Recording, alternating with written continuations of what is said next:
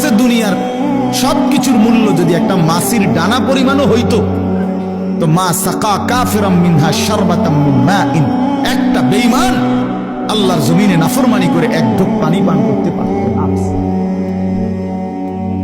সেজদা ছাড়া তুমি ভাত খাইবা, একটা লাঠির লগে ফেরেশতা তোমার নর্থ বেঙ্গল ফাটাই দিল। যদি দুনিয়া ভাতের দাম দিত, আল্লাহ ভাতের দাম নিত, যে না যারে তারে খাওয়াবো না। আল্লাহ তাআলা বলে না, আমার দুনিয়া এগুলো কোনো বিষয়ই না আমার কাছে, যার যা মন চায় খাও, আমি আল্লাহ তাআলা সবাইকে দেব, মানুষকেও জানোয়ারকেও, গরু ছাগল কুকুর বিড়াল, জঙ্গলের প্রাণী, সমুদ্রের গভীরে প্রাণী, পাহাড়ের উপরে প্রাণী। বলেন এরা দুনিয়া ভোগ করে না?